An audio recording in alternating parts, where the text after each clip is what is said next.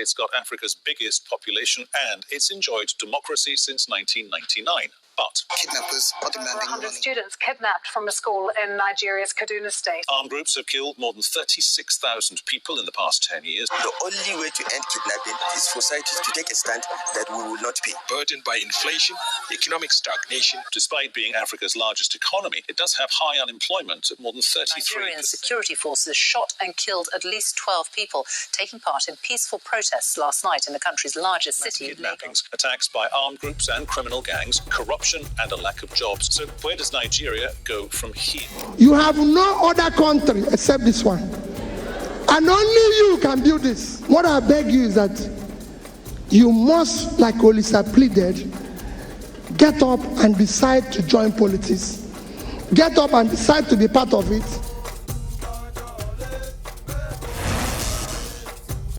This is His Excellency Mr. Peter Obi.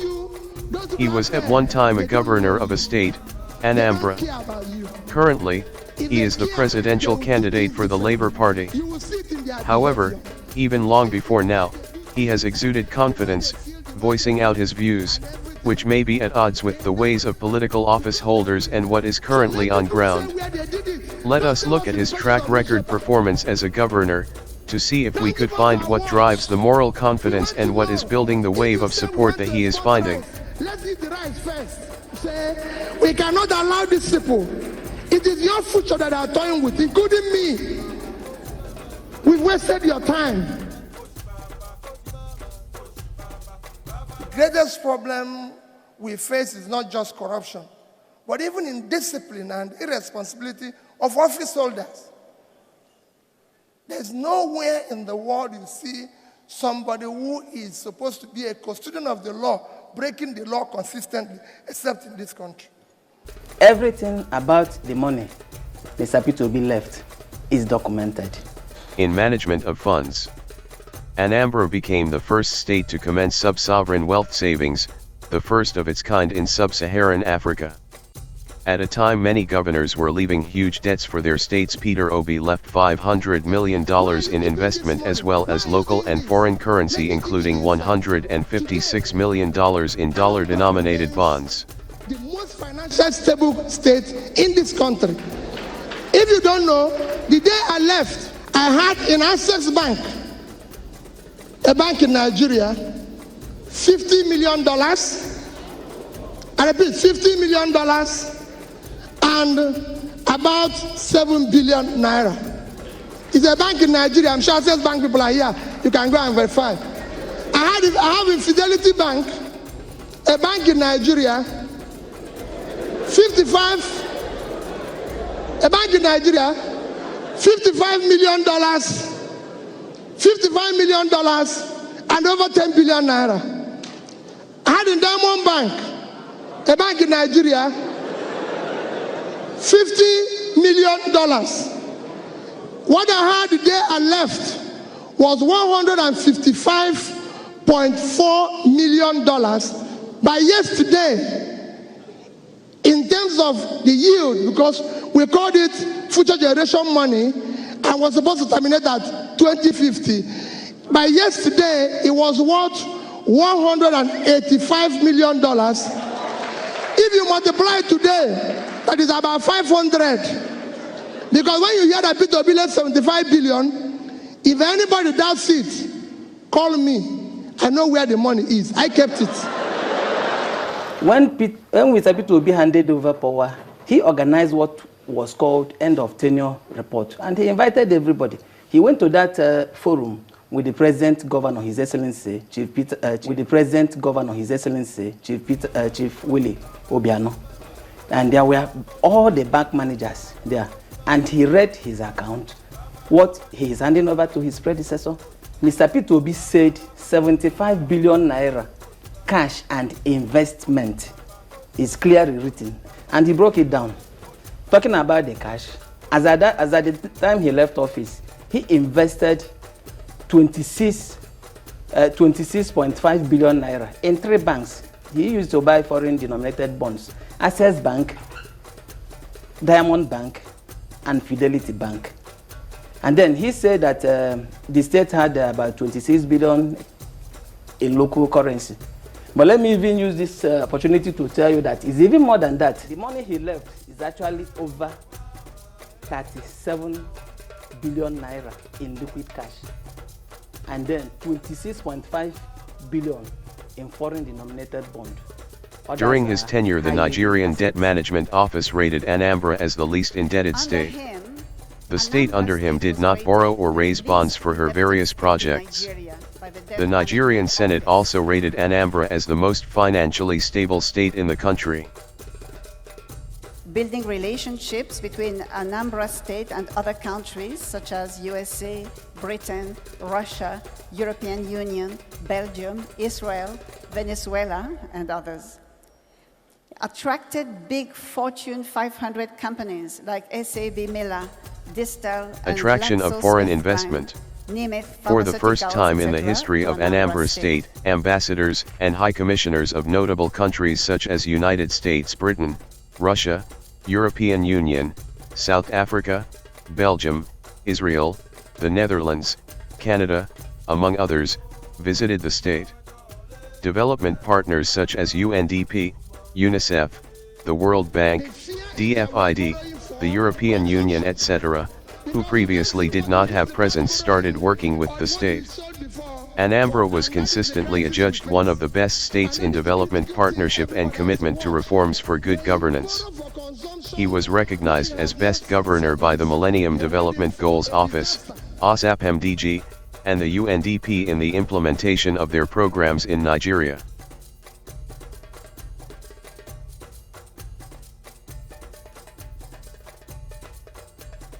In educational sector, his government oversaw the return of schools to their original owners, missionaries, churches, on January 1, 2009. He partnered with them in such that the missionaries administered the schools, while the state funded the schools. This proved to be a breakthrough strategy as it saw the state move from 24th out of 36 states position to number 1 in National Examination Council, NECO, and West African Examination Council, WAEC, examinations for 3 consecutive years. This made the World Bank to commission a study, led by the renowned Professor Paul Collier of Oxford University, on this revolutionary partnership and phenomenal achievement. His administration was the first to procure and distribute more than 30,000 computers to secondary schools, including 22,500 from HP. This feat was described then as the biggest of such projects in the Middle East and Africa. His administration provided Microsoft academies to more than 500 secondary schools, also described then as the biggest of such deployment in Africa so far. The government also provided internet access to more than 500 secondary schools, incomparable to any in the country. More than 700 buses were provided to secondary schools in the state by his administration. Boreholes were provided in schools all over the state. Numerous classrooms were also built in all the 177 communities of the state. In the health sector, similar to what he did with the schools, his administration entered into strategic partnership with the churches in the health sector. This resulted to a tremendous boost to healthcare services. While voluntary agencies and missionaries offered their health services, the state offered grants to the agencies and made available to them more than $50 million in various types of support. Through this partnership in the health sector, his government funded the transformation of the listed health centers. Ienu Hospital, Ojidi. Our Lady of Lourdes Hospital, Idiala. St. Charles Borromeo Hospital, Onitsha. Holy Rosary Hospital, Waterside, Onitsha, and St. Joseph Hospital, Adazinyakuyua. His administration conceived and built the first teaching hospital in Awka. His government also built the Joseph Nwilo Heart Center in St. Joseph, Adazinyakuyua, where heart operations are now being performed. His government won the Bill and Melinda Gates Foundation, $1 million, as the best performing state in immunization in the Southeast. With complementary funding from his government, they used the money to build 10 maternal and child care centers across the state, particularly in rural communities, in partnership with the churches. In economy sector, his administration invited companies to build their facilities in Anambra. Speaking of some, we have Sabmuller, second largest brewer in the world. Innoson Motor Manufacturing Company, from which our government bought more than 1,000 vehicles. I started Innocen's factory. When Innocent came to Anambra State, I laid the foundation. I laid the foundation of Innocent's factory, and when it was completed, I brought President Jonathan to commission it, and there ordered from him 1,000 vehicles. That 1,000 vehicles, how did I do it? About 600 and something was vehicles for schools. Every single secondary school in Anambra had a bus. Then all the security, all the communities, I bought one pickup for them. As of December 2013, I did not owe any teacher, anybody at the local government level, gratuity. As at the day I left, anybody in the civil service was not being owed gratuity or pension or salary, and no contractor had a certificate that is pending. In fact, let me tell you, before he became governor, or when he became governor, previous administrations owned billions in contract. He came on board, he paid all of them. Let me use an example with gratuity and pension. Anambra State was owing over 35 billion before Mr. Peter Obi became governor. He came and liquidated the debt. And then, today, he awarded contracts, and he paid mobilization, and he paid for all the certificates generated. In fact, but before he left office, he was not owing a single contractor. The principle of contract is that you pay for what has been done. As at the time Peter Obi left office, he paid for all jobs done. So if he awarded a particular contract and 50% of the job was already done, he paid for that 50%. Anambra was adjudged by the Federal Ministry of Works the state with the best network of roads in the country, having asphalted over 800 kilometers of roads. He reopened long-closed schools and returned missionary schools to the original owners with a grant of 6 billion naira for their rehabilitation, distributing over 30,000 computers, internet access, Microsoft academies to over 500 schools. Anambra State students... During his tenure and with support of his administration, Anambra State became an oil-producing state. In security, Anambra State for the first time started close collaboration with recognized government security agencies, the police, Army, Navy, Department of State Security, Civil Defense, among others, and provided more than 500 security vehicles. The improvement in security was phenomenal. His administration also provided at least one security vehicle to each of all the 177 communities in the state, as well as various organizations such as markets and churches. Whose government revamped the local vigilante system in such that they were working with and monitored by the police. In infrastructure, his administration conceived and built, from scratch, the first state-owned teaching hospital, Chikwamaka Odumegwuajokwuyo Teaching Hospital, Awka.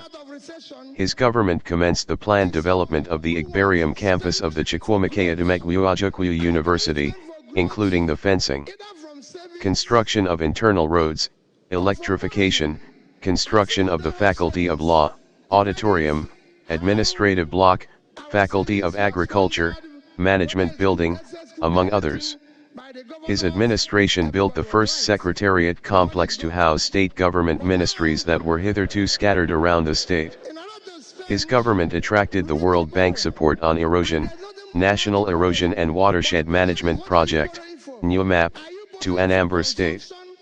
His government, for the first time, undertook the aerial mapping of Awka as well as the production of structure plans for Awka Capital Territory, Onitsha and Niue. his government commenced the development of the three arms zone comprising Government House/Governor's Lodge, Legislative Building/Speaker's Residence, and Judiciary Building with Chief Judge's Residence. By the end of his tenure in 2014, more than 12 health institutions, including 2 hospitals, had secured accreditation. Before 2006, no health institution in Anambra State was duly accredited. There's a 150 million naira for the government to buy 2 bulletproof cars for the governor. I said, okay, fine, it's good. I took it, called one Mr. Eric, who was then the GM of PAN, with Onyemuchen Namani, and said, listen, I want you people to do me a favor. I want to buy, they used to sell Peugeot 406, 3.7 million. I said, I want to buy about 100. So you sell it to me, 3 million. The Frenchman agreed with me. So I took the 150, gave him as deposit. He gave me the first 50 vehicles. I had 18 judges, so 18. I had permanent secretaries, 19, so 19. The governor will keep 10. So all my first tenure, if you are around Doka, I used 406 Peugeot. In others, his government was the first to do poverty mapping in Nigeria, as a guide for the effective implementation of our poverty alleviation strategies. Under his administration, Anambra was the first to undergo national peer review, which scrutinized state governments for good governance, through the State Peer Review Mechanism, SPRM. An initiative of the Nigerian Governors Forum in collaboration with the DFID, Department for International Development. Government, we said, we have to plan to turn things around. What are we going to do? We adopted what we call the MDG goals and said we'll go on these goals and implement it. From all these monies we're going to save, whether it's this, if you talk about security vote, oh, this is the percentage, this is this, this is this. That's how we started to do statistics, to fight poverty. And what did we discuss when we did poverty mapping? That the poorest areas in Anambra State, their problem was access. And I can say to you, go to Anambra State today. We have the best road network of any state in this country. And then we look at it, we went into education. Everybody knew that education was shut down in Anambra State for 2 years. Under a particular government, we said, when I started, we were number 26 in WAEC. I said, no, we must be among the first 10. How are we going to do it? We looked at it and said, okay, the best thing is to return these schools to the church. It belongs to them. And we'll give them money directly. And everything, of course, that was very difficult. Everybody wanted to collapse the whole place. I said, well, my wife will always come back and say to me, Peter, hey, this is you're doing. You know people are not happy. These people are not, why are you always making trouble? These people are not happy with you. This, that, and everything. And I'll always say that. I said, listen, my dear wife, I have one of the most wonderful wives anybody will wish. I will always say to her, listen, Margaret, your problem is that you don't understand. My job is not to make people happy. There's people in the entertainment industry to make people happy. My job is to take the right decision. It's not my job. My job is not to make people happy. My job is to take the right decisions for the benefit of the people. Irresponsibility, waste is too much. The greed is too high. This is the only country where people like me in office wants to own everything in the world. It is not so. You don't need to. You can serve your people, reduce your greed, and produce maximum. So please, I urge all of you, be part of building